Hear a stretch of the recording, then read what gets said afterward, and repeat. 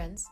This is the Be Real Babe podcast, a place where your average babes come together to talk about life stresses, messes, and successes. A place where being yourself is the ultimate goal, where your opinion, your story, and your individual experience matters.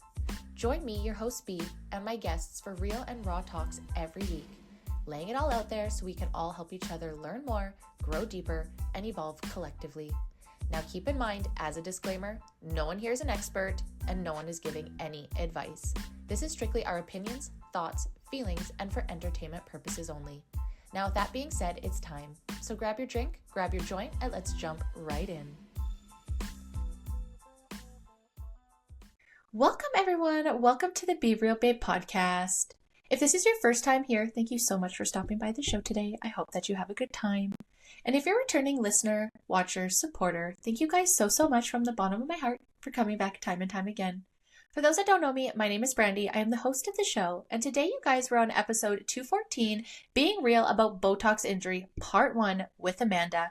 You guys, I am so excited for you to meet this absolutely amazing woman, and I really, truly wish that I could bring you these amazing human beings without them having such a shitty fucking story and experience. But here we are, c'est la vie, and it is very important to me that you guys have informed consent. You guys know how important that is to me, and especially when it comes to things like Botox, breast implant illnesses. So I am beyond grateful for the crew of women that are going to be coming on and sharing their experiences with Botox injury. But before we get on to this amazing episode with Amanda, I just want to remind you, if you are listening on Spotify, Apple, or Rumble, to make sure to turn on those notifications and follow the show so you know when I drop an episode every Friday. And if you are trying to find me on social media, you can find me this year on Instagram and TikTok at the Be Real Babe podcast. As mentioned in several episodes now, so I will stop mentioning after this show. The show has separated, and you can find internet tea and Canadian politics on the Be Real Babe show on YouTube, and the podcast is staying on Spotify, Apple, and Rumble, just to make sure that I get in as many interviews, as much informed consent, and experiences out to you guys this season. As always, thank you so much. I am having such an amazing time in season 9. I hope you guys are too. I hope you stick around and listen to more, because this season is going to have a lot more real talks, hard talks, controversial topics, all the things I have promised is happening this season. So make sure to like, subscribe, and turn on notifications. Now let's get to the show. All right, babes, it's time to get on to the show. And with me today, I have a very special guest joining me for her first time. I'd like to welcome Amanda to the show. Hey, babe, how's it going? Hi. I'm so excited you're here. Thank you for joining me today.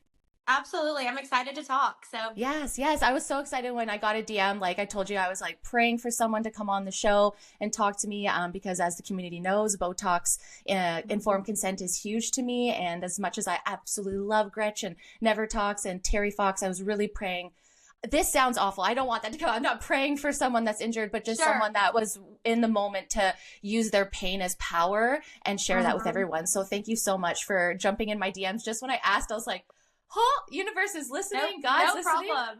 Delivered. And then you brought, go ahead, sorry. I just want to spread the word. No, I just want people to hear that it's like average women, like, or any women around the world this happens to. And like, honestly, I didn't even know this was a thing. And then it happened to me. And I was like, why me? Like, what did I do? And it's this, and then you start diving into it, and then you hear other people it happened to. So I didn't know that I was going to be someone to advocate for this. And then it's kind of flipped my life, which has led to other avenues in my life. And now I'm helping other women on the daily who reach out to me. So I didn't know this was my path. And sometimes I'm really angry about it, but other times I'm like, okay, but I'm helping people too. So It's like a love-hate thing. Like it's back and forth, right? It's not linear. It's this up and down, right? Because, you know, one 100%. Minute, and sometimes you fall on the wrong side of the algorithm, or you just get some people with cognitive dissonance, and then you're like, oh my gosh, like I'm being gaslit not only by practitioners, but by just general public, and the court of public opinion is so hard sometimes. So I totally understand it. And that's why I never want to push anybody that with an injury to be like, hey, come on the show and share your story until you're ready, because it's a lot to take on. And I understand that entirely. And that's why I said to you girls too, like, if you need to reschedule, I know that your healing isn't linear either, right? So one day you could be feeling great, maybe the next day you're not. So I just always want to make sure to have grace and understanding with you guys. But before we get, yeah, of course. But before we get into a little bit more of what happened to you, and like, honestly, from the bottom of my heart, like, because of women like you, women like Gretch that share this shit, I've never done it. And anytime I think about it, I think about you guys. So just know that it's not in vain on your hardest days. It is making a huge difference. And like I was saying to you guys earlier, I feel like this is where Botox is going to be in the same place that breast implant illness is in the next couple years with you guys pushing like Absolutely. this, right? That's where I see it. But Mhm. before we get into that, can you share a little bit about yourself with the community, kind of before your story, you know, or before this Sure. experience, who you are, what you do, all that fun stuff? Okay, so again, I'm Amanda. I'm 32 years old. I live in Georgia, a really small part of Georgia. We have 400 people in my town. Very tiny. We have one stoplight and one little grocery store that's over like 100 years old that everyone goes to. I live on a farm full of animals. We have cows, chickens, goats, dogs, cats, the whole nine. So we spend a majority of our time, taking care of the farm, but I also am in sales. So I'm the director of sales for the company I work for. Manage an entire team of people, all the sales coming through the door. So I stay pretty busy. So you can imagine that when this happened to me, it has been a nightmare, and having to fake you're sick when you're trying to sell or be with your team members, it becomes more of just sickness. It's like exhaustion. So yeah, we do a lot here on my farm. That's amazing. As somebody's like, not to be Canadian, but is GA Georgia? I'm trying to like remember we didn't get taught much about all the different Yes, states. yes, so yes, live in Georgia. Yeah, for all my Canadian friends, I was like, yes, I nailed it. I'm so proud of myself, honorary American. Over here, I absolutely love you guys. And so it sounds like, again, busy life. You know, Mhm. sounds beautiful. You have a farm. I've got 3 cats, so I kind of have a silly cat farm here as well myself. Okay. So it sounds like you had like a pretty, healthy lifestyle. Would you say Yeah. your health was in good shape? Are you an active person, at least outside of the farming life? Absolutely. I don't think I was ever sick other than like I would get, like colds and here Of stuff like course. that, but like Totally. never had any medical issues my Mhm. entire life. Like I was born a preemie baby, which was 4 pounds, but like other than that, 32 years ago, I was so healthy. I never went to the hospital, never did anything crazy. A year prior to my injections, I did break my arm in a four-wheeler accident, but like that was the extent of my unhealthy. Circumstance. Yeah, so like breaking an arm, but like Yeah. without riding four-wheelers on the farm. Yeah. So Not no, someone I that was frequents the hospital or doctors because of sicknesses. never Yeah. never visited the doctor, like never saw any specialty doctor in my life. Couldn't even tell you like the names of specialty doctors. Like That's I don't know. that's perfect. That's what we want to be in. Totally, totally. And so, Yeah. and what about kind of like your mental health? Because that's a big part that I think that people get overlooked is that they just think, oh, well, Mhm. mental health, it's because the state of the world and this. And I'm not saying that that's not a case of it, but for some people, all of a sudden it's like, oh, all of a sudden I have all this anxiety and they don't link it up to it possibly being Mhm. Botox as well. Did you have any experience with any kind of mental health things, like besides situational, right? Like obviously breaking your arm, Sure. you're going to have anxiety, but like, did you live in Yeah. that? Did you have racing hearts or anything like that?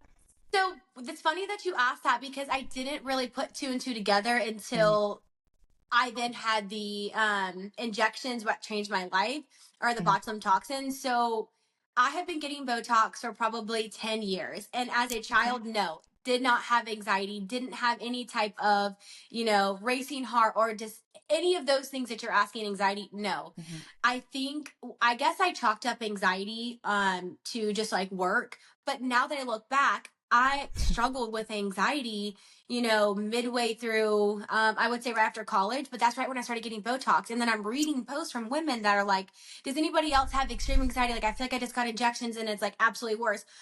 But I had no clue. And it's crazy because 2 years ago when I got injections, I remember I had the worst anxiety of my life where I tell you I would wake up and I would be terrified.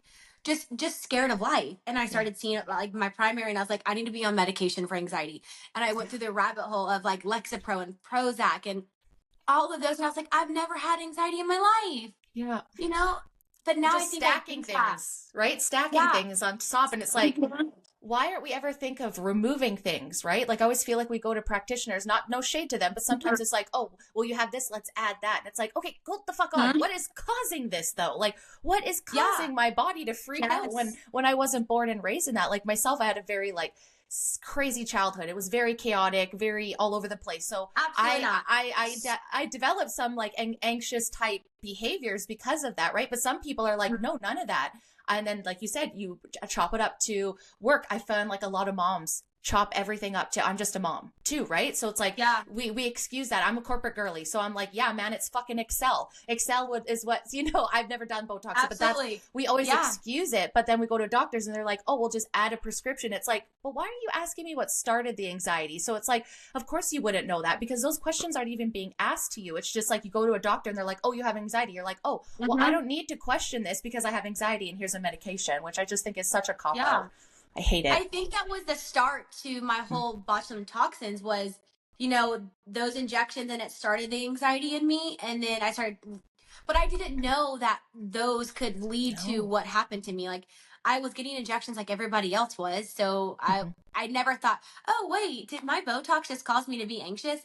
No, who thinks that way? No. And so I guess that's one of my bigger questions too, leading up to this. Did you have any informed consent at all that Botox? Like, obviously not. Like, were you even told like the big things like, hey, your face might go funny? Absolutely not. No. And that's what makes me the most angry too.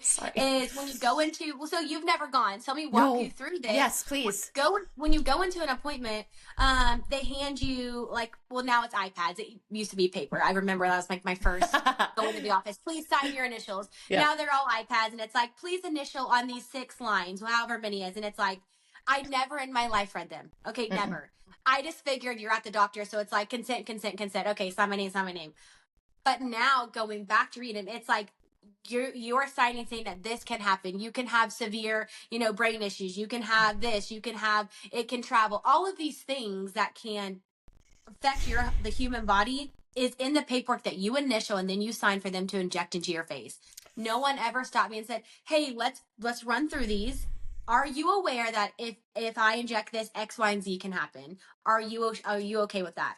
And I said that before to a friend and she was like, of course they're not going to say, hey, do you want to read through these? Because it's all a scheme to make extra money. And so no, I had no flipping idea that Botox could travel or injection could travel and cause crazy amounts of things to happen to people. Never. I just figured if you were getting injections from a doctor, they were safe. Yes. Oh my gosh. Yes. You just assume that, right? Because everyone's going to get Botox. Yeah. So it absolutely is safe. So when I tell my friends about it, some of them literally are like, it hasn't happened to me. I'm fine. And I'm like, it's not in. Don't put that karma out there. Don't put that karma out there. Like, you don't want to. You don't want to. Correct. Yeah. It blows my fucking mind when some people are like, it wasn't that. Oh, okay. Okay. But then to me, it's like, that's where I said, that's the hardest part about advocacy is a cognitive dissonance. It's like, okay, just because it hasn't happened to you, it's not if, sometimes it's when. And there is accumulation, right? And how many things are you doing in your lives? Maybe you're a super, super fit person and you detox and you do all these things and maybe you don't have other ailments, but we talked about before, like breast implants, you get all of these other things adding up that your body's maybe working through. I don't know how you could say that all of those things together couldn't be affected. And I just want everyone to take a second too, that I hear a lot is like, oh, well, I signed off of a thing and I didn't. That is still not fucking informed consent. Informed consent is you understanding. So for you to understand means that someone needs to go through that with you, and what I believe, in my opinion, because it's not, you just need to know like the pros, the cons, the risks, and you need to understand the functionality within your body. Now, if someone sat down to you and was like, by the by, this doesn't just freeze, it actually may never grow back. It's actually going to grow back and it might not ever.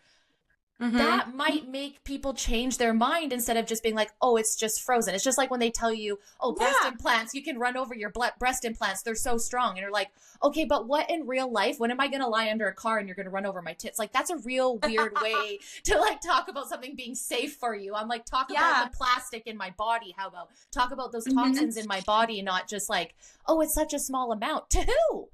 Because fentanyl, you just need a little bit of fentanyl to die. So like, when it comes to 100%. Chemicals, why are we fucking around? And it's funny what you just said is I found this out after the fact, is that when we say we're freezing our muscles when you get injections in your face, you're not freezing them. You know what you're doing? You're paralyzing and killing the muscle in your face. So when your wrinkles come back, it's not the muscle that was froze. It's a new muscle that has then grown. And I'm like, what? Are you fucking kidding me? That's what I'm like. Vines. Yes. The muscle that was just injected is not frozen, sweetheart. And I didn't know that. Intoxicated. It is paralyzed, and then it shrivels up and dies. Well, what?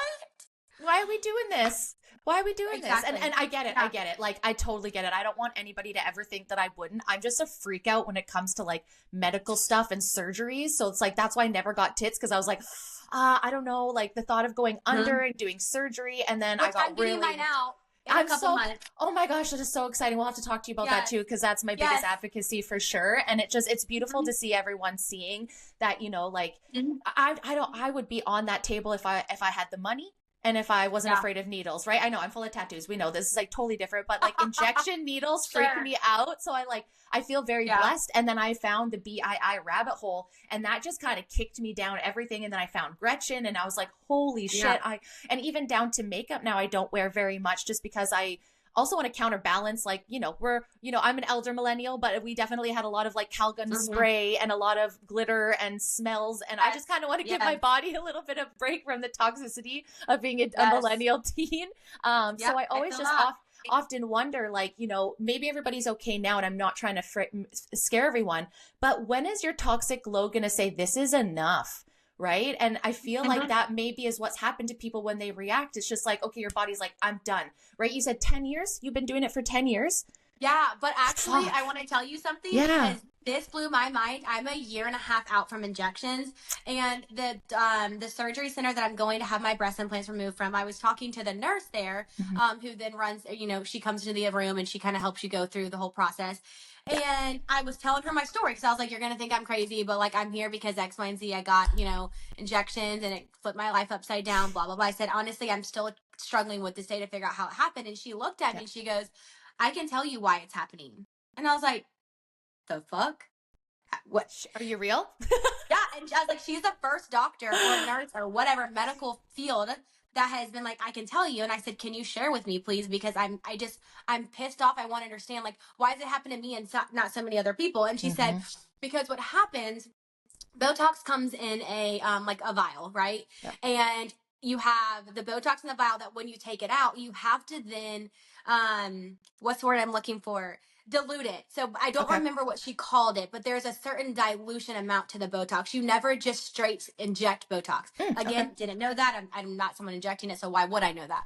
No. She said what's happening is when you inject the Botox, or when it's in the vial and it's not diluted 50%, they're diluting it 60 to 70%, so that makes it thinner.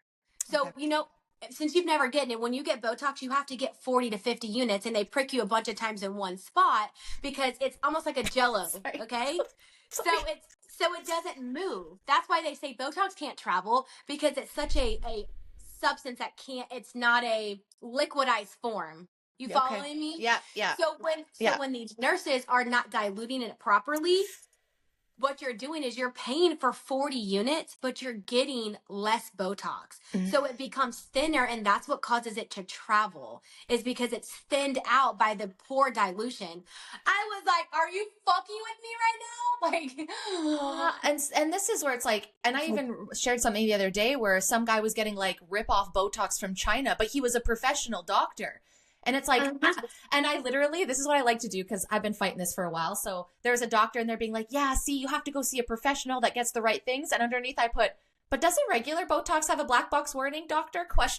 Like, and then people underneath are like, yes. I'm like, no, like, I'm an advocate in this area. Like, I'm fucking with her. I want her to admit that. Like, don't come on here piping to be like, oh, well, it has to be a medical professional. This motherfucker is a medical professional, and it doesn't matter. It doesn't matter. It doesn't matter if it's medical or cosmetic. And that's one thing that I get argued with all the time. I'm like, listen, if you've weighed all the pros and cons, and you've outweighed what the biggest risk are for Botox, and you think that's better than what you're going through for ailments, I'm not to tell you what to fucking do in your life. I just want you to be informed. So if you do start having symptoms, you can immediately act. I mean, there's not much necessarily out there we could do, which I'd like to go over with you too, but at least have the idea and understanding of what's happening to you, than just putting it aside and adding more and more. Because if your body is starting to act weird, and we're not catching those red flags because we dismiss it because we're women and the world's crazy and this and that and social media and blah, blah, blah, blah, blah. But it's like, okay, no, but we should be getting better as we age. We should be getting healthier. We should be, trying to do the good things. If we're not, we need to be assessing what we're doing. And it blows my mind when people are sick and they don't, I guess I don't, but it's just like you're putting something in your body. You have to look at the things you're putting in your food. You're putting a poison in your body. You're not putting a steroid or like you're taking medicine. Like that's the problem, that like you can imagine if it freezes and kills your muscles, like paralyzes it. Imagine what happens when it travels through your body, through your neck to your eyes. I've met women that have lost eyesight because it travels to their optic nerves, that travels to their body. Like they are in wheelchairs for months because it paralyzes their legs. It goes through their vein system. Like that's the crazy shit. Is like, I would have not known any of this. No. And I would have continued to do it and continue to do it because I didn't know about it. Of course. And so that's why I keep preaching and preaching. And I have had several women reach out and they're like, I'm no longer getting Botox because of the things you keep saying. And I'm like, I'm not here to destroy the medical field, but I'm also here to be like, you guys know this. The injectors absolutely know what they're doing. Have to. And then it pisses me off to know you guys are charging all these people for X amount of units, but you know damn well that you're in the back not mixing the right amount so you can make more money but provide less product. That's where I'm pissed. And that's what gets me over the edge. Yeah. The fact that she should have told me that. She works in a surgery center and she was like, I personally watch our people mix it because I do know that if it's mixed incorrectly, it does spread. I'm like, oh, hell no. Yeah, absolutely. Wow. And that is nice to admit it, but it's also like, again, but why are you doing this though? Why, like, I guess at the end of the day, I just actually did an interview this morning with my girlfriends earlier about female friendship and empowerment. And like we were talking and it's like, we struggle to say, yeah, you look great when you've gotten a bunch of stuff done, because as a friend, am I then validating that you didn't look good before? So now by you doing this process, I'm validating your insecurities by saying, yeah, girl, those wrinkles gone now. You look so much better. For one, someone that's like, I know you can't see right now, but like got full of them. Like we're Harry Potter up in here, like almost twin Harry Potter here. I worked in the oil field and I work in cannabis. I'm always like, what the fuck? So that's my face, right? Yeah. And so like, if I did that and someone said, oh my gosh, yeah, your face looks so much better, because I got it out of insecurity, I feel like it would validate that. It's just like when we look at bodybuilders, we were talking earlier, when they go into a show and everyone talks about how amazing their body looks, and then they're off show and it's, oh, you got an off season body. And it's like, yeah, it's just, it really fucks with your head. So that's one thing we're saying, is that I struggle to be like, yeah, girl, like, again, do whatever you want. Do whatever you want. But at the same time, as a girlfriend, I'm never going to sit there and look at you and say, go get that Botox girl, go get that filler girl. Like, cause I think everyone is beautiful with who they are and you're free to do whatever you want. But like, I just don't think it's girl empowerment. So to that, do your friends and people around you do it as well? Is it very common in your town of 400 people? So no, in my little town. So I travel into the city, which is Atlanta, Georgia. Oh, so okay, that makes the more sense. big city. But like no, my close niche group of friends, they actually stopped. Like my two very best friends, I've been friends with one of them for over 11 years. One of them for like 24 years now. Yeah, shout out to her, love her to death. But so both of them actually don't get injections anymore. And I wouldn't say it's 100% because of me, but they have been there through the thick of it, through the last year and a half, and they were like, why? And so and one of my best friends, she's like, absolutely, I will never inject that stuff in my face because I saw what it did to you. So, yeah. But yes, I do have a ton of friends that I still follow on social media from high school and, college and whatnot. And, I do see their posts and they're like, perfect, flawless face. And I'm like, I do get upset sometimes. So I'm like, of course, I wish I could look like that. Or like, we'll be scrolling on TikTok and my husband will be like, oh, she looks good. And I'm like, she has so much work done to her face and I can't do that anymore. So cool. Yeah. So, awesome. I mean, little bit of an AI. AI is going to take over everything. No one's going to look real. Yeah, I'm like, her photo's so edited, babe. And he's like, okay. But yes, it's a mix. It's hard. My closest friends know, and I really enjoy being able to be around them and be completely natural because it doesn't make me feel like I need to go get all these injections. But then, yes, I do have a lot of friends that are like, shoot me up and like, they can raise their eyebrows and nothing moves. And I'm like, yeah. I hate you. I can't. I know. And I totally get it too, right? Like I'm going into 40, so I absolutely get it. Like I said, oh my God, scared I of would not believe you're almost 40. Oh, what? thank you. Yes. Yeah. I turned 38 in December. Yeah. Oh my God. Okay. It's the weed, man. I swear to God. It's just, you guys smoke weed and you're just chill all the time. You don't really get mad. I love it. All I no have stress. is my lemons, right? But I totally get it. And I think that's for me is that I think back to when we were kids and like the Playboy Bunny era. Like, I guess so we had much music. Did you guys have MTV? Yes. Yeah. Oh my God. Yes. Right? You Yes. watched those videos every morning when you got ready. 100%. And I would like screen record it on my fucking VHS, and then I would have my own playlist with all the music videos. And like, Yes. I remember thinking about how insignificant I felt looking at celebrities as a young child, right? And so when I'm looking on being intentional as someone going into their 40s and like an elder millennial, and how I want to show up for the younger generation, I think they're such a disservice to them right now with all filters online, and everybody that they see is perfectly curated with all of these things, and they're not seeing natural faces. They're, even when people have natural faces, they'll hide them through filters. And so I've aggressively, and because my brand is being real, right? Like, hey, do I think I look beautiful every single day I come up looking like a trash bag on my story? No, I don't. I absolutely fucking hate it sometimes, but I push through it because I was like, but that's your lens. It doesn't matter. Your heart is huge. Stop it. And how can I show up for the next generation of girlies who are now, and we'll get to this a little bit later, is now being pushed to get baby Botox or to get some sort of like Ulta or Sephora skincare routine at 14, and all the chemicals. And I'm just about to throw up thinking about all of this. And what are 20-year-olds, you know, and people are like, oh, millennials are looking better than the younger generation. It's like, because we didn't put all these chemicals in our, well, yes, the glitter, but I mean, like, as obsessive as we were, and we weren't filling and Botoxing our bodies at 20. So that's the thing that kind of just blows my mind. So it's like, I totally get it at our age, especially because so many people are doing it. When we were younger, it was women that were 50s, 60s, and rich. I don't know if that was like that in America, but in Canada, it was only the rich 100%. people. Yeah, I don't think my mom ever got like Botox. Oh my God, like, that wasn't a thing that she did. And I mean, I was younger, so I don't remember looking around and seeing women, but like, it's also like now I will be 100% honest with you. Like, I will walk around and that's like the first thing I notice now is like, oh, she gets Botox. Oh, she doesn't. And I'm like, why is my brain going there? And why am I looking to see if they have wrinkles on their face? Like, that's fucked up. It is. Yes. Because you're programmed to, right? And it's a way to find this validation.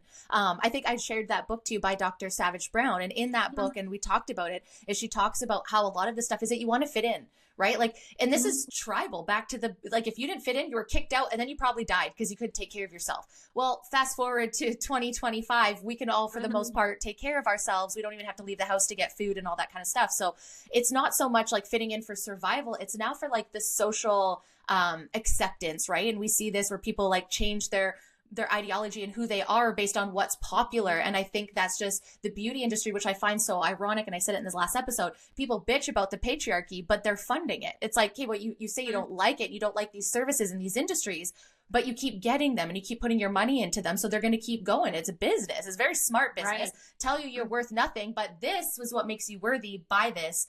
I mean, and then you go in there and you're continually amped up by all, it's like almost like a cult, right? And it's like, oh, flawless, slay, girl, slay. And you're like in a fucking MLM. And it's like, oh my God, everyone loves me. And this is so cool. And like, you know, you get that like sisterhood that we're all looking for, and you feel as a part of a group. Now, when you start speaking out about it, you're immediately exiled because you're not one of us. And it's like, but I am. I'm just scared of needles. And I sat back and now I've watched people react. And I'm like, holy fuck. I'm so glad I'm scared of needles, right? So it's like, no, it's not hate, it's not shade. It's like, girls, just make sure that you're making an informed decision and you know what's going to happen and what could happen to you if an injection. It could be number one, it could be after 10 years. So let's go back to, you said it's been a year and a half now. Can you walk me through the day and leading up to the moment that you reacted and what that was like? Absolutely. Okay, so a year and a half ago, it was August 25th. And, you know, went in for my normal appointment. Like I had been, so this is a crazy thing too, is everyone's like, well, where did you go get your injections from? Like, it must have not have been good. And I'm like, hold on, ma'am.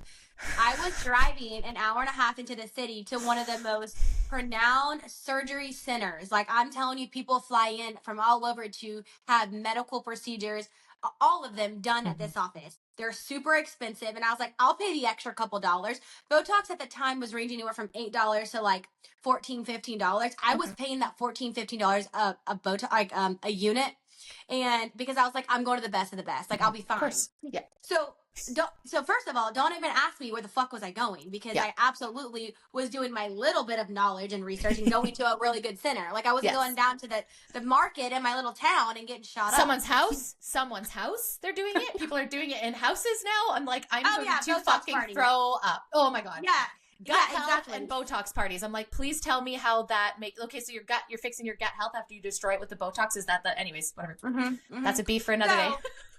Right. So anyways, going to my appointment and so this is the one thing that was very different about this appointment is the fact that I have been getting Botox, and I don't know if you're familiar with it. There's multiple different varieties of Botox. So like Juvederm, Dysport. I think Juvederm actually is like facial injections, but you get the gist. You mean there's multiple brands to Botox. Yeah. So my injector was like, "Do you want to try Dysport today? You know, like you always get Botox, and like Botox there is a percentage. So there's like 2 units of Dysport or 3 units of Dysport to Botox. So it's like you got to get a little bit more of Dysport to get the same equal amount as Botox. So I was like, okay. And I usually got about 40-50 units of Botox. So she gave me 100 units of Dysport. And I know that sounds like a lot. I know. Holy fuck. But it's because it's like the measurement, right? Yeah. But again, this gets me back to how did they even like, you know, do the calculations for that? The calculations on it. Did I actually get 100 units or did I get, 70 because you filled the whole thing up with the shit that you're supposed to dilute it with, right? So I got 104 units. Right after my appointment, I was like, oh, okay, well, whatever. I never asked her like what she was doing because I just trusted her. I've been going to her for years. And that's where I got my implants from also. That's where my mom got her implants. My sister-in-law, like I'm telling you, the surgery center is made very money well off that family. Well, yeah, but like, and I have bunch of friends that have been there too. So positive reviews, and that's what you should do if you're going to do it. Definitely look for the positive reviews on that for sure. Right. Yep. So left the appointment. I remember having a headache at the end of the day, but that's very common with injections. Is getting a headache. Okay, like that's just one of the side effects. Fair. I did have a little bruise on this side of my face. But again, that can happen. You can have minor bruising after the injections. You're putting needles in your face. Yeah. So did not think anything of it. The following morning when I woke up, I could not walk. When I tell you, I got out of bed and it was like the room was literally spinning so hard. I was like, what the fuck is happening? I mean, I felt like I was on a raft in the middle of the ocean, just going over waves. Okay. Just sloshing in my body. I was like, oh my God, I got my kids to school. I got my husband up and I was like, you need to take me to the hospital. Something's really wrong. I couldn't walk, and I could barely, the time now I remember I could barely speak. Like I couldn't get words out. I couldn't really comprehend what was going on. Yeah. So get to the hospital and they're literally like, granted, they put me in a wheelchair because I can't walk. Like I'm literally like falling over because I have no balance. Put me in a wheelchair. They take me back and they're like, we're going to do immediate CT scans. Like we can visibly see something's going on. Like they hooked me up to monitors. All the monitors are completely normal. All of it. Take me back to CT. They come back and they're like, you're fine. You're having a migraine. Go home. And I'm like, so I'm like, okay. I've never had a migraine to my knowledge, right? And like, I've just never had a migraine. So I'm like, okay, maybe I am having a migraine. I don't know. I don't know what this is like. Come home, go to sleep. This progresses for weeks. Like some days were better than others, but like it was the continual dizziness that makes you want to throw up because you were just spinning. I like remember doing this for vertigo, but like vertigo to the like extreme times a million. Like people have vertigo and they can function. They can go to the store. I could not get out of my bed. Oh Jesus. I couldn't do anything. And about 4 weeks in, I was like, I went to my primary doctor multiple times, and was like, something's going on. They did extensive blood work. They did all kinds of different things on me. Eventually they're like, we need to get you into ENT. They're like, something's going on with your ears. I was like, okay, maybe that's it. Okay, maybe makes sense. My accident a year prior to this knocked something out of my ear, and like I just happened to wake up and there's something wrong with my ear canals. That's it. That's the thing. Yeah, today's the day. Yeah, go to ENT. The doctor looks at my ears. He's like, they visibly look okay. This I don't really know. I'm gonna put you in physical therapy, so maybe we can align whatever's. I guess you can do physical therapy if you've got something wrong with your ears. Again, would have never known that. Sure. Body's fucking weird. Yeah. So go to physical therapy for a few sessions. And I had to do these extensive testing to prove if I had vertigo. And the therapist I was working with looked at me and she's like, you don't have vertigo. I was like, no fucking shit. Thanks, Captain Obvious. Like I'm aware something else is going on. Like I'm just Not not. loving And this. it wasn't just the dizziness. Let me back up for just a 2 seconds. It was the anxiety. It was the disassociation. It was like I was watching my body outside of my body. It was feeling like my body was dropping to the floor. Like I'm telling you, someone was ripping the floor out from underneath me, and I was just dropping. Like my organs, everything. Just I all over thought like if I'm dying, this is it. Like This is it. something like, do I have cancer? Like Yeah. I spiraled hard. Oh, of course. Um, Especially I, when nothing's coming back and you're like, okay, how mm, extensive does this have to be? Like, do I need to go find some sort of mhm. fucking specialist? Like, of what? Of my blood? Of what? Yeah, I didn't know. So I saw my doctor multiple times. ENT cleared me. Then I go back to the hospital because I'm just really struggling because again I don't know what's happened. And Yeah. keep in mind, I'd never at the beginning, like the first 3 or 4 weeks up until ENT, I never even thought about the Botox. Of It course. wasn't until after the ENT visit that I was like, Mm. what the fuck? I got injections the day Mm. before, and I don't know why I didn't think about this sooner because I wish I would have known that to maybe have told the hospital like this is what I did yesterday. Like could Yeah. I have gotten the antitoxin? I don't know. Fair. I wasn't like a vegetable, like not actually speaking, so would they have given it to me? Who knows? Should Um it shouldn't be a fucking question. Like honestly, like Correct. is this like a mystical diamond that we find somewhere deep in the hills of India? Like That's what I why want to know. why is this so like Yes. hidden from people? I don't understand. Like The is only the this CDC Pandora's carries them. box? Like Yeah, what the no, fuck? the CDC is the only person that has it, and like if they have to give it to someone, they have to go, they have to be flown in or go to the hospitals. Like the hospital doesn't have it. That's the craziest shit about this. And I talked to Gretchen about this, and she was like, there was another girl that I ended up talking to, and she was 10 days out, and she almost died, and the CDC flew in to give her the antitoxin. Wow, that's I'm like, insane. that's some bullshit, literally bullshit. You shouldn't have to have a presidential like a fucking show to be able to just get an anti like what is this? It's I just don't Right. It just it's reverses, sick. I guess, the toxins. I have no fucking clue. Why is it gold though? Like even if it costs money, like give me the option to buy it. Like what Correct. you guys I have was at options to buy $1,000. stuff. Yeah. Yeah, whatever it is, shoot me up with it. Fine. Okay. Please. Yeah, I don't want to die. Jesus Christ. Yeah. Sorry. So at that point, that's when I started doing my own research, and I was Mm. like, I wonder if the toxins. I was getting on Reddit. I was Googling my symptoms. I was like, I wasn't finding anything on Google. Mm. I then got on Facebook and started finding all these Facebook groups that was talking about women and their injections. So I called my primary back and I was like, I need to see you now. I went into her and I was like, these are the things I found. This is what has happened to me. I really believe that I'm one of those people that has been affected by the Botox, Mm-hmm. botulinum toxins. And she was like, I just never heard of this. Like, this is so crazy. She's like, I'm not saying you're wrong, but like, Okay. let's really dive into this. She's like, I'm gonna get you to see neurology. Neurology is a pain in the ass to get into. You can't see neurology just like that in the United No. States. I don't know about Canada, Oh but God, girl. We got free healthcare, but there's no options, so that gets overloaded. So we don't have free healthcare. Our taxes pay for it, and we're the same. I actually have a girlfriend that can't come back to Canada. She's actually a vet, and she's staying in Washington getting treatments from a vet hospital, so she doesn't die of cancer. So Canada is not better, and we don't have wow. We don't have options to pay for private Okay. healthcare. We have to come down to you guys or Mexico or yeah. So anybody says, "Oh, Wow. the healthcare is good in Canada," promise you, it's not. Yes, of course, we can go to the like emergencies and stuff, and we are really Uh-huh. grateful for those. But getting a doctor, I've been in my new city for 5 years, and I don't have a GP. I actually go to my naturopath instead. People Okay. don't have doctors, so yeah, it's unfortunately it's a Western thing. I think I can't speak across the world, but we're not better. I promise. Just some things, Okay. just some things. So So feel that pain. okay. Yeah. So my doctor's like, let's go see a primary doc, or let's go see a not primary, a neurologist. So at that point, from the time of injections to I physically saw a neurologist, it was 4 months. 4 months of hell. 4 months. Yes, girl. And honestly, to this day, I don't even know how I'm sitting here. No It was such the shit. darkest place in my life. I couldn't parent. I couldn't work. I couldn't cook. I couldn't take care of my kids. It was really a blur looking back. I don't even remember most of it. It was like the second I would wake up, I would just get through the day and come home, and I was literally taking Xanax like it was candy Oh my because I was like, gosh. my whole body was just Off. gone. Yeah. Yeah. And so I go to neurology, and this is where shit gets crazy, and this is where my life flipped upside down.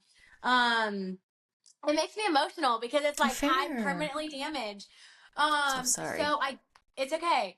I get my scans back from neurology. Well, she calls me. I'm at my son's baseball practice, and she's like, "I need to talk to you and your husband." And I'm like, "Okay." Let me loop him in really quick. So he's at the gym. He's about to come to practice. And so I like, hey, I've got my husband on the phone, whatever. And she was like, well, we looked at your scans and you've had multiple strokes. And I was like, what? And she's like, yeah, there's too many to count, but we need to get you back in here ASAP. And I'm like losing it. I am like, I'm going to die. Like my life's over. I don't know if I'm going to wake up the next day. And I'm like, what caused this? What's happening? And she's like, we just need to get you back into the office. Can you come in this day? And I'm like, okay. So go back to neurology. They're like, we need a full on, like, what have you done? Where have you been? Have you been in an accident? Have you done X, Y, and Z? And I was like, well, I was in an accident, but that was a year ago till now when I saw you. I said, how fresh are my strokes? She was like, we're estimating them. They're pretty recent, 4 to 6 months from when we took them. I said, that's when I got Botox or dysport, whatever the fuck you want to call it. Yeah. That version. And the doctor was like, you can't get strokes from Botox. I was like, for real? And that's when I showed him the Facebook, and I was so fucking mad at the doctor. I said, you need to educate yourself if you're going to be a neurologist because you're fucking stupid. Yep. I was so mad. And he was like, I hear you. There's no need to get angry. And I'm like, no, I am very angry because you're not listening to me. 100%.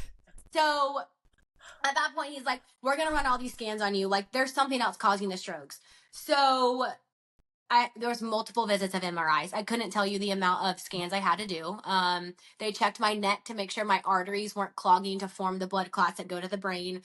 Full body scans, multiple just different MRIs, some with contrast, some without. Just a lot of my time was just spent at my neurologist going through things. That's now we're at like 6 months out. Okay. We're still struggling with this. In my head, I'm like, okay, the strokes did it. Like, so then I'm like going back and forth. I'm like, was it the Botox? Did I just have strokes? What's happening? Fast forward. They're like, your scans are 100% normal. There's nothing indicating in your scans to prove that you had strokes from blood clots. So I'm like, okay, now what? They send me to cardiologist. The cardiologist then gives me a heart monitor that I have to wear on top of my chest for 30 days to find out, did my heart cause the strokes? And then I'm getting to the point where like 100% I know it was the Botox. Yeah. So I had to wear a heart monitor. They're like, you have a irregular heart rate, but we're not picking up that would form the blood clots or anything that would go to your brain. They send me in for a full scan of my heart to see if there's holes in my heart, if there's, my atria, my left and right atriums or whatever you call them is, functioning correctly. And they're like, those scans came back. We're going to go ahead and have surgery and let's implant a heart monitor in your body. Oh my God. I have a scar. I don't know if you can see it, but I have a legit scar right above my chest where I went in for surgery and they cut me open and put a heart monitor inside my body. Oh, wow. And all this just to not say it's Botox. 100%. So I guess we gotta eliminate things, but like, come on, guys. Surgery? Jesus. Yeah. Okay. So have it for about 8 weeks inside my body. I go in for every couple of weeks. I have to go into like the clinic for them to read my scans. Always came back. Oh, your heart looks great. I finally was like, get this shit out of me. Like, I'm telling you, get it out. They remove it. We're at like 8 months now. I go back to my neurologist and I was like, so where we at, bro? What's going on? What's this? And he's like, you're a mystery. Like, unfortunately, we just can't find the cause. But we can't say that it might be the one thing that you only did. It's only okay. All right. Yeah. So like that's the premise of my story. But I'm like, I went through hell the first year of this, and that's why I come to say like I 1,000% without a doubt in my whole body know it was the Botox. And the reason I was so dizzy for the first 3 to 4 days, like couldn't walk, couldn't function was that's when I had my strokes. It was immediate. It was just, it traveled. My brain couldn't handle it. I don't know. And they always say like, well, it takes 2 weeks for it to go in your system. I'm like, not when it fucking spreads instantly. That's what happened to me. How does that? Okay, so they don't know anything about it. They don't know that it causes this stuff, but they can say, "Oh, it just waits a couple." What are you talking about? Like, I swear to God, they just pick and choose stuff. It's like you can't have your cake and eat it too. Like, what? Yeah. Like, Like, you but don't. what makes it? Yeah, what makes it go into effect in 2 weeks? Yeah, Like, I don't. but I it's guess because it's instant. instant. Yeah, but I guess because it's in there and it's killing all your muscles and it takes away to eat away your muscles. Is I that the two guess weeks? so. It's busy. I don't Yes, fucking know. it's too busy to travel. It's too busy killing your nerves first, and then it's gonna move around. Mm-hmm. But like, didn't the Mm-hmm. lady that invented it straight up say that they know that it breaks it, but it's such a small amount that it doesn't upon each injection, like that you can't claim that. But again, it's like over time, if you're like, Mm-hmm. I don't know, if you're injecting something in your body, if unless it's going out somewhere, isn't it going to hang Mm-hmm. around? I don't know. I just think it's so crazy how Yeah. they could just be like, oh, well, it's 2 weeks, or oh, it's this, or no, it can't be. It's like, either you Mm-hmm. have studies on it and you know this, or you don't. You don't get to decide like, oh, well, we have studies on it to prove that it's positive, so there's no negative to that. Like, that is so fucking Mm-hmm. ignorant. And like, I understand all the time that like, just because someone has symptoms that leads to that, but isn't that Mm-hmm. science? Isn't that what you're supposed to do, is look at all options? But if you're continually just Mm-hmm. being like, oh, I don't see this option, it's like, I don't trust you. Like, I'll trust someone to Yeah. say, I don't know this, maybe it's possible, I don't think so, but I'm open to learn more. There's Mm-hmm. so much ego in the medical complex. I feel like they just Yeah, can't listen to absolutely. people. It's like, listen to what she's saying. Like, she literally is telling you this. Like, how do you not pinpoint it? What were they saying it was then? You're just what? You watch Nothing. too He's much like, he's like, TV? Like, sometimes, what? yeah, he's like, sometimes we have, patients that come in and like we never can figure out, but like that's the greatest thing, right? Like, we know you're not going to have any more strokes. We know you're not going to, suffer for this the rest of your lives. And I'm like, I mean, yeah, that is a plus. I do appreciate Sure. that theory, but I'm also like, you should take me, my example, and grow in your professional career as a neurologist and say, I had a patient this happened to and become a better doctor than you were yesterday because Mm-hmm. of me. Mm-hmm. And I'm like, okay, okay. I just understand. I just don't understand. And I don't know if this is like just surgeries, if it's plastic surgery, or this realm of like beautician, like beauty aesthetics, what all of that. It's like, do you just stop looking at people as humans? Like, is the money so important? One thing we were talking about before Absolutely. is plastic surgery. So one thing I actually do want to go back to the review thing, because that's amazing that you looked at that. But on the flip side, I didn't know that you sign NDAs a lot of the time when you get surgery. So I had an interview lined up. She didn't want to be on the show because she had like 4 botched rhinoplasties. So she did this like monologue, and I read it out and I sent it back to her. And her husband kiboshed the show because the surgeon, because she wrote a negative review on Google, because of her NDA that she signed, he has her house in escrow. I think that's how you explain it. And if she gets caught in the next like 3 years saying anything bad, that guy will take her house. So it's like, okay, you went to positive reviews, but if you're signing NDAs and you're not allowed to post negative reviews or you're going to get fucking sued, then are they all positive reviews? Like, maybe you can't delete them off Google. Maybe there's weird things you can't do. But if you're going to threaten someone's home, and she's destroyed, she doesn't want to go in the world. She can't work. And now she relies on her husband. And her husband's like, you can't share your story because I can't lose our home. And then Horrible. now Oh my she's gosh. stuck, right? But I didn't know that. And then she said, one thing that she said I found interesting, when she was in there for surgeries, they're pushing Botox and all these things too. So it's just like, at the end of the day, I wish doctors would dial back and look at the plastic surgery and the aesthetic versus their clients. What do clients profit off of being honest about their experiences? Nothing.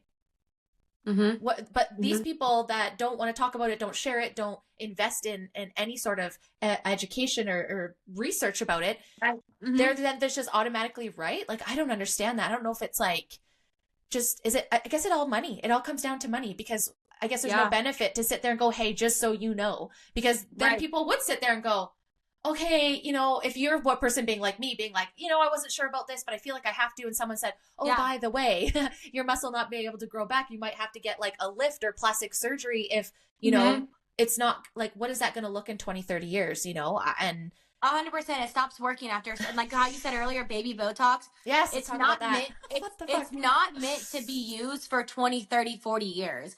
It's supposed to be used in older women, and the sooner you're getting at a younger age, it's going to stop working, when you get to your 40s and 50s, and that just means you have to get more units, but then also is the increased risk of it spreading even more at that point, but your body's going to stop rejecting it, or going to start rejecting it at that point. So promoting baby Botox is fucking stupid. And some of these younger women don't even need it. Like, we all age. What? Yeah. I don't understand. Like, Why you is are that going to age whether you put them in your face. And I see these TikToks and it pisses me off. And it's like, I saw there, it's like a trend going on right now. And it's like, oh my God, you get Botox in your 30s. What are you going to look like when you're in your 50s? And she's like, the same, Karen. I'm like, no, you're not. You're not. you're not going to look the same. No, you're No, not. you're not. Your skin is going to start sagging. It But is, okay. and we can, and you know what? And I think this is where I don't feel blessed, but I lost a lot of friends at a very young age. When I was 19, 23, and 25, I lost 3 close friends. And it just shows you the beauty of life, but also how like how life can just end and what's important. And for me, it's just like, if those people could have their life back, they wouldn't care about their wrinkles. They wouldn't care about what they look like. They just want to have their lives. And I feel so that I took that and was just like, I'm just happy to be alive, and I'm just not going to put myself at jeopardy for anything. And it just makes me so sad that women at such a young age on TikTok, all of these things, and like, hey, I just joined TikTok in September because I'm so censored in Canada on Instagram that I thought I'd give TikTok a try. But that is one thing over there that I did notice, is this whole other world of like this beauty, and these girls that are like 16, 17, 18 can like whatever contour their face. I can't. I have clearly the millennial eyebrows. I don't know how to make my eyebrows better. But at the same time, I was a millennial with millennial eyebrows, and I know how much things change. And at the end of the day, I love when I see people owning their authentic and their point of aging. Aging is a fucking privilege that not a lot of people get to have, I guess is my point, right? Like, one of them died. I love that you just said that. Oh, I've never heard anyone say that, but like, aging is a privilege. Like, holy shit, plaster that somewhere, because like, there is people, you are right. Like, holy shit, that will never get to age. They die at young ages, or something's wrong, and they, they're gonna lose their lives young. So like, preach, girl. Yes. Right? And I feel like, too, people that are saying nothing's happened to me, I don't mean to be a snotty twat when I turn around and say, what privilege that must feel like, that you don't know about Botox injury or breast implant illness or a pharmaceutical injury or a vaccine injury or any of those things that I talk about. People love it when I'm speaking out against the avenue that they've been harmed in or they believe in. But the minute I start treading on, like I said, the aesthetics, people are like, oh. And it's like, I'm not saying this for you to do whatever. But at the end of the day, there are people that have died from this. There are people that have been their lives have been torn upside down. Some of them have been able to come on top and become warriors. And hey, maybe that is their story and that's going to be their purpose. And yes, that's great. But why are we selling this idea that we're less than just as who we are? I don't see that as women empowerment. I just don't. I love it so much. I'm very blessed that I've cultivated this group now of girls that do not do any of those things. Do they struggle with it? Yes, we talk about it all the time. But when we're together and we're all laughing and we just see our laugh lines and like, motherfuckers, just like my tattoos, this is my story. I've been through shit. I have been through so much in my whole life, and I feel like my face shows that. And it's also like this caring, compassionate face. And I just want to keep putting that out there so that women don't feel like, why do you want to hide that? And like, moms, think about the interpersonal relationship you're having with your child when you're freezing your expressions. You're kind of, no offense, without knowing, setting them up to not understand social cues because you're not having normal facial reactions, right? So that's a whole other level that people don't think about. And, even dive deeper into Chinese medicine, right? And everything flows through your body, right? Like, I'm not diving deeper, but this is what Terry Fox likes to say too. Like, what avenues are we blocking? And we talk about, like, if you're spiritual, your pineal gland, like, I find it crazy when there's spiritual people and they're like, but I get Botox. I'm like, but isn't that like your spirituality portal there? What are you doing? What's going on? Like, my 11s, that's where all my information's coming in. And I'm like, but at the end of the day, honestly, we're getting gaslit by the beauty, and just like gaslight yourself, man. You're fucking perfect with those wrinkles. You're perfect with those smile lines. Like, you have to recreate the story inside of your brain, because subconsciously we've absorbed the beauty industry marketing to us, and then we start living it without even knowing it. And then we find out my awakening was birth control. Unfortunately, I was very young and I got really screwed up, and now I have infertility. I'm working with my fertility. I have hormone issues because of it, right? And birth control is safe and effective, right? But not for everybody, right? And so that's why I started speaking out about stuff. And then that's what I was big in. And then I found all this other stuff. So I think for me, it's just, I want people to be informed, right? Do whatever you want to do, really, because you're going to do it either way. But no. Absolutely. So for you, now that you're kind of coming out, how do you feel like, do you feel like you're at the end of it? Or do you feel like, is there moments where you're still getting sick? Like, how does that feel currently? So yes and no. I definitely would not be sitting like this talking to you, even remotely cracking a smile, a year and a half ago. Absolutely Good. not. So I do know that I have progressed in my journey. There is a lot of times I went from having, bad days every single day to having, 5, 6 bad days, or like 5 days out of the 7 days of the week. And then it would Mm. slowly progress to like 5 days and then 3 and then 2. And like now it's come where like honestly it is, I never know if I'm gonna have a good day until I wake up the next day. I will say Saturday and Sunday I really struggled. I didn't feel very well. I felt like I was dropped to the floor again. I was had mild dizziness. I just didn't feel well at all. And I was honestly super nervous to even come on and talk today because I was like, if I'm having another bad day, it's absolutely going to show. And honestly, I woke up today and I was like, okay, whew, it's okay. Very I'm fair. having a decent day today. So Good. I'm having more better days than bad days, but to say I'm still struggling, but that takes me back to getting my implants out. Will I be Yeah. 100%? Can my body fully heal when I don't have anything else toxin in there? Yeah. I'm Good praying point. to the heavens above, like that's the final answer. But I Very won't fair. know until then. So we'll see. But yes, to answer your question, it's like this. I am better than I was. I'm hanging out with my kids. I tell all the people that are struggling that reach out to me is as crazy as it is, and anyone listening to this, make a list of all the Mm. things you can't do right now. And even if that seems like it's a never ending list, jot it down every time you think about it because you'll get to the point where you can cross it off and be like, I can do that now. So like Yes. I Good used to not be point. able to drink coffee. I was not Mm. able to drink sodas. And like I still cannot drink a cup of coffee, mind you, but I couldn't even taste it without instantly feeling really dizzy. And I'm to the point now where I can go get a coffee and I can have 2 or 3 sips. And to me, That's that's huge. progress. It's Yes. progress. I used Yes. to not be able to drink a Coke, and I love Coke. It's like one of my things. It's literally crack here in the U.S. Say, And energy drinks for me. It's cold and up dark in Canada. yeah, Okay, I need absolutely. it. No, I can't drink energy drinks. If I drink that, that's Oh my gosh. absolutely bad news bears. Probably Not better. right That's now. probably a good thing. Yeah, so like I can drink an entire Coke now and be fine. And so I'm like, progress. Yes. My kids used to annoy the shit out of me, and not because they're annoying, but No. because my levels, like them being loud, would set me off, would instantly make my body feel unwell. That doesn't happen on the regular now. I still have my off days, Of yes, course. but Of course. just make that list. So I'm crossing things off as I go, and I am doing better. So I am healing, but I wouldn't say I'm there. I'm not No. fully healed.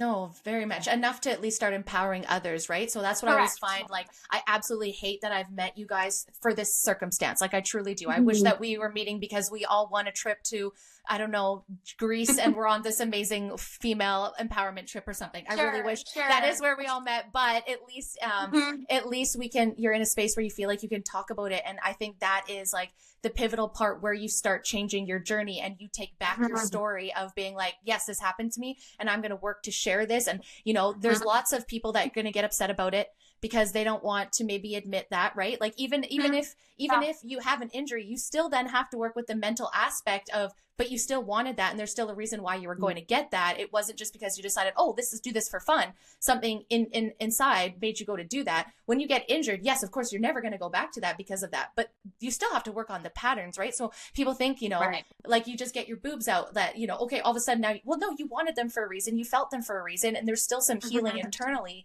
that has to go on. Mhm. Plus on side, you're seeing all these women, like all the boobies all the time. Right. And you're just like, oh my gosh, this makes it so hard. So Right. it's not, like I said earlier, it's not linear. It's going to be up and down, whether that's the Yes. physical part, the spiritual part, or the mental part of, and especially Mhm. with advocacy, right? That's not easy either. Because then you are fighting all these educated people, which with all due respect, I mean, sure, but there's so much information out there. Things change. So if you're not constantly keeping up with that one space, how would you know? Yeah. Further to that, are surgeons or anybody like injectors, they're going to pay for people that are getting harmed on this? Probably not, because it's against their bottom dollar. And so I really struggle with people that are like women empowerment with this. And I'm just like, are you sure? Because I see a lot of women getting hurt by it. And also, again, are we validating their insecurities? And can we do some work to, why are you getting this? Like, is there anything that we can do mentally to help you before you get yourself into this addiction of cosmetic, all whatever it is, right? Just even like even tattoos. I will say, I wish I wouldn't have gotten so much. It was an insecurity just to cover my body. And I didn't realize how toxic they were. Same thing. And I got really sick. And now I'm like, well, shit, I don't think I'm going to finish any of my pieces now that I know these things. Maybe I will, but I'll be more informed this time. Right. And that's all that matters. Right. And so For you, what are some advice you have for those that maybe think that they have Botox injury? Like what would you start doing? Is there any place that you would go or anything, keywords that you could say to certain doctors or anything that you found? So what I just tell people now, and like it's the most basic answer, is honestly time. I have a lot of women that reach out to me, and they're like, one of them right now, and like she's in month number 3, and she's really struggling, Oof. and she's just like, I literally feel outside my body. I feel like I'm dying. Like, please help me, please help me. And I'm like, I know it's so hard, but for me, it was like I didn't know what was happening. So when I was starting to feel unwell, I would start to panic because I was scared of what's happening in my body. And so now I just tell women like as much as you can relax, know that your anxiety or that panic attack is not stemming from something because you're dying. It's stemming from the injections and the toxins The in your body. reaction. Yeah. It's the reaction. So just sit through it, breathe through it. No sodas, no coffee, no sugar, no chocolate. It's really bland diet, but like everything you add to your body is going to amplify the toxins. And I have a lot of people say like take copper, take X, Y, and Z, take all these things. For me personally, the top copper made me feel worse. It triggered more inside of me. So honestly, I just say clean eating and just time. Basics. And like don't like no absolutely no exercise. I see women like let me try to work exercise it out. And it's like all you're doing is stirring it up inside your body. So it's mentally you need to chill, physically you need to chill. You just have to let it run its course. And that is the most worst answer in the world, but that's the truest answer. It is. So, and yeah, and that's so good too. Is like a good point of being like, they spiraled you, right? And I think that's what pisses me off is that instead of being like, hey, we're just sending you all these tests. You're like, oh my God, am I going to have a stroke? Oh my God, am I going to have a heart attack? Is it my brain? Is it this? Is it that? And it's just like, that's not helping either. Right. So to your point, it's like, if you know it's the Botox, just remind yourself your body is a beautiful thing. It's trying to get it out. It's fighting, you just have to support it and give it the less stress possible that you can. So adding a bunch of stuff, like I said, why are we always adding shit? Let's remove things. Let's keep it basic. Right. And I'm not saying that's advice. Everyone's different, but like to always be like, oh, I'm going to take all of these things and I'm going to do all this extra. It's like sometimes more is like too much, a little bit less is more is what I was trying to say. Absolutely. Yeah, and I know what you're trying to say. I got that backwards. So this has been so amazing. Thank you so much for chatting with me today. Is just for anybody out there that's maybe like unsure and thinking about getting Botox, what if you could go back and say to yourself, like before you went in there the last time, was there any advice that you'd say to yourself? Oh, it's a really great question. Maybe not get dysport, just get Botox. Just kidding. Yeah. Stay away from the one devil. I'm totally joking. No, it's just, I didn't need it. And I think, and again, I don't know if this happened to me for a reason, but I used to always be like, I can never live without Botox. Like, I have my cheeks done, I have my lips done, I've had my forehead, like, make me freeze. I don't want any wrinkles. But like, was it a part of me that was so vain and like that was, slap me on the wrist and be like, no, you need to love yourself for who you are. I don't know why it happened to me. Fair. But now looking back, it's taught me to love myself and to be happy in my own skin and to stop trying to do other things to make me prettier. My husband loves me and he always is like, I don't care if you're wrinkly. A wrinkle doesn't make me not love you. Dad, did they get Botox? I don't think so. Because my spouse has got gray hair and wrinkles everywhere. So I'm like, I'm joining you. We're doing this together. Yeah. So I mean, just advice to be like, love yourself. And there's other ways. That's the biggest thing is like, I didn't know that there was such thing as frownies or, like all the things. Yeah, or like gua sha, and like now I make beef tallow. We sell Angus beef on my farm. So I personally make beef tallow and it has blown up and there's so many people now that reach out to me. They're like, and I can't even fill the orders. But like I've been doing that every night. And like I feel like that's made a difference in my skin. So just to tell myself there's other ways to do it than physically injecting yourself with toxins. Yes, putting your health at risk, right? Like if you're going to do stuff, try and do stuff the least invasive, I think is probably the best way because the least amount of risks, like, right. And hold off if you can, right? Like, can you wait another 6 months? Can you wait another 6 months? Can you wait another 6 months? Right. And like, y'all, how do you afford this shit? Like, holy shit. I don't know how expensive America is, but Canada, we're taxed through everything. I don't know how girlies are affording this kind of lifestyle. I certainly can't. I just pay for my weed and the cats and that's good enough for me. And two, like, it's, like if you can, as you age, I think those things become less important because as your age starts to change, your health starts to change, you're really focusing on being present and being there for people and you're your focus changes of like what you're showing on the outside to what you're emulating from the inside. And I think once we start focusing on like what we're doing for the world, how can we show up? How can we be a service of our community in whatever aspect versus like, how can I look in the community? It shifts your whole world. And all of a sudden you don't care about that stuff anymore. And I always challenge people, if you hate showing up without makeup or all that, do it. If you're afraid of the scale, step on that fucking scale until that number means shit, because it means shit. Anything that you think in your mind is in your control, right? It's your messaging and all that. You can decide to block it off. No, I don't need to look like Ken Barbie. I'm not Barbie. I have no boobs. How on earth can I be Barbie? I have no blonde hair. I have brown eyes. So growing up, I was like, well, I'm not pretty because I'm not a Playboy bunny, right? Because I'm completely opposite of one. And I could have done all those things to make myself to that person. But at some point, it just didn't feel aligned, and I was poor and it didn't make sense. And now I'm like, now I'm really glad, because I look in the mirror and although I've aged, I'm still me. And I'm just going to keep fighting for that, you know, because I don't want to tell that little girl that, you know, you're ugly now that you're aging. It's like, girl, your best friend, some of your best friends didn't get to make it past 25. It is such a fucking privilege to be breathing every day. Any day people lose their lives, right? So really at the end of the day, what's the most important? I think it's what you emulate and your energy versus what you look like. That's just me. I don't know. Right? It's so hard. It's so hard to have that mentality. But if you can get there, man, you're going to save so much money. You're going to have less risks. And then how fun is it to find alternatives and then empower people, you know, acupuncture for your face. Like you said, beef tallow. Or just to feel normal. Like we take it for granted on people feeling normal every day. And then it makes me wonder about all the people that have all the like POTS disease or anything else that like they don't feel normal. And like I did this to myself. I got injections, but like I would give anything to feel normal. And all of these other people that just feel normal every day, and they're out there laughing and hanging out and running around and playing. Are they though? I know, but I'm just like, I just look at it and I'm like, the term normal to me is like, I would do anything to go back a year and a half ago and not do it that day. Like 100%. I would literally reverse my life a year and a half, even though I've progressed, to just not have done it. 100%. So, and if you had been equipped with this, again, maybe you still would have done it, right? Maybe girlies still know. But immediately when you started feeling sick, you would have been like, okay, it's the Botox. Don't fucking gaslight me. Don't send me to a heart specialist. Don't send me to all this shit. It's the Botox. And maybe would have saved yourself some stress and some grief. And that is the point of the advocacy. The reason why I'm so glad that you guys are coming on the show. So you're sharing these things of being like, you know, so many people say advocates are haters. It's like, no.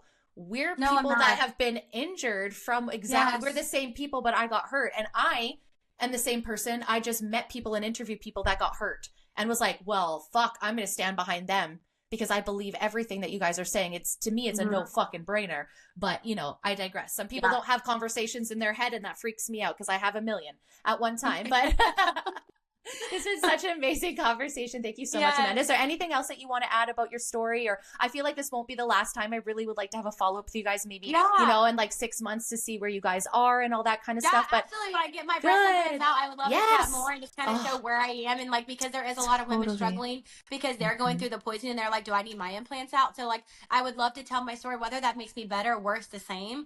I would still love to, go through that. Yeah. Yep, absolutely. Yeah, just honest and real talk. Like, we don't know. And that's the thing that people just have to get their egos out. We don't know. We're trying our fucking best. Everybody. That's why it's like, I don't judge. I just want you to be informed so you can bank at action. So you're not sitting here for a year and a half wondering what happened to me. Or who knows how long you've been suffering that you didn't know, right? Like, just now that you know it's a year and a half, but maybe it's been 3 to 4 years that your body's been off. But, you know, it's like, oh, I've got kids or I'm busy working, right? I'm taking care of so many animals, you know, all of those things. And I believe that we're here to have a beautiful life and flourish good. And I feel like we're going to make choices that shake that so that we know how good it is when it's good, right? As that is. We don't come here just to have a beautiful life. We got to have a shitty life too so that we can see the beauty. But thank you so much, Amanda, for yes, I can't wait to have you back on. Now, guys, don't forget to like, subscribe, and follow me for. Until next time, guys. Bye.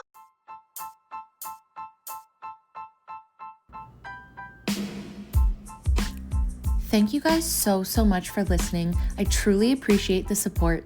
If you like this episode and you want to hear more, please follow the Be Real Babe podcast on Spotify, Apple, and Rumble.